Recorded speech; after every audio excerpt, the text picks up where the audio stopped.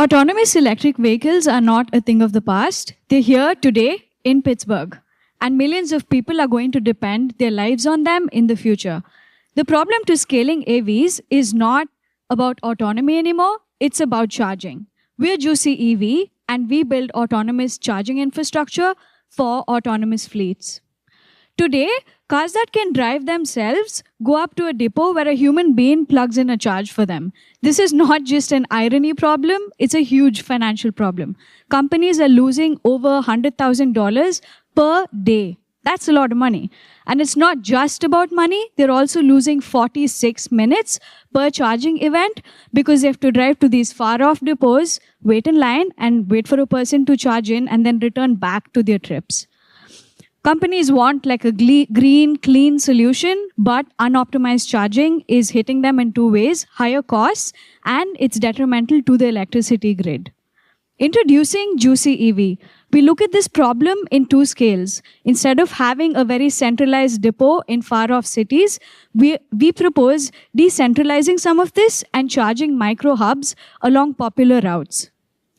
We take any 8-bay parking lot at a micro scale and convert that into an AV charging hub. First, we install a rail that can electrify the 8 spots. Next, we add a robotic arm that can deliver charge safely from the rail into the car and out. Third, we build an intelligence layer that can help us understand how much, where, and when we can charge these electric vehicles. We're not just about talking the talk, we're also walking the walk. We won 2 CMU grants, and that's helped us prototype our first tabletop demo as proof of concept. We are actively working on building our pilot, and any money we win in McGinnis is going to go into that endeavor. We've also built a mock machine learning dashboard that can help us understand this problem at a city scale, optimizing electric vehicle to grid to charging infrastructure. If we charge very conservatively $20 per car per day, and we're able to make collaborations with 20 fleets, we're looking at an annual revenue of over 200 million. And the market, as you can see, is huge globally. That's my team, and we're very passionate about how mobility can improve access, help us in changing how the world charges their EVs. Thank you.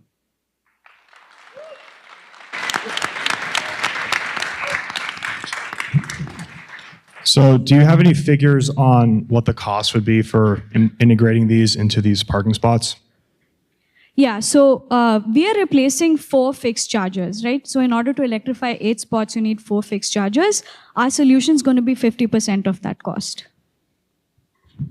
So based on where these are located, would it be for only one type of charger? For each EV vehicle, they have different connections, different power requirements. How do you deal with that with this rail system? Our business model is B2B. So let's say our customer is Waymo. They have one type of car with one type of charging. So we would change just the end effector based on the people that we're selling the model to. So maybe staying on Waymo for just a minute as being maybe the most advanced autonomous car company. How do they solve this problem today? So this map right here is what Waymo is doing in San Francisco for their fleet right now.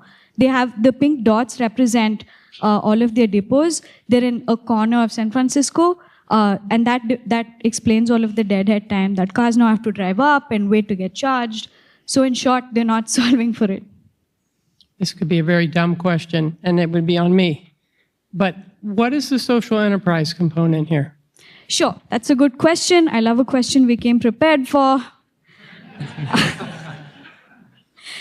So this problem addresses a lot of the sustainable goals that's out there. We believe that transportation is not just about mobility, but it's also about access. I've personally had family members who've needed to be driven to hospital appointments, and having AVs will help vulnerable populations get access to healthcare and mobility much more easier.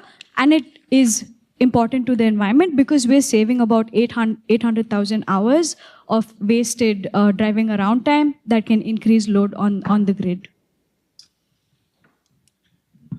Can you speak a little bit to how you landed on this form factor as opposed to like autonomous batteries for charging an EV or something along those lines? Is your question, how does this compare to autonomous batteries? No, can you speak to how you arrived at this form factor for the charger versus other form factors? Sure. We first started with a Roomba that charges cars in a parking lot, but we quickly realized that the weight of the batteries is so heavy that you would expend all of the charge in moving this massive structure around a parking lot. We also looked at delivering energy in gas cars, which actually happens in the UAE, but the labor costs in US is really high for that to be an accurate business model. And this is why we settled on a rail and a very fixed, like 8-number parking spots. In case people want to scale this, they would just buy another unit and replace it and move on. Thank you.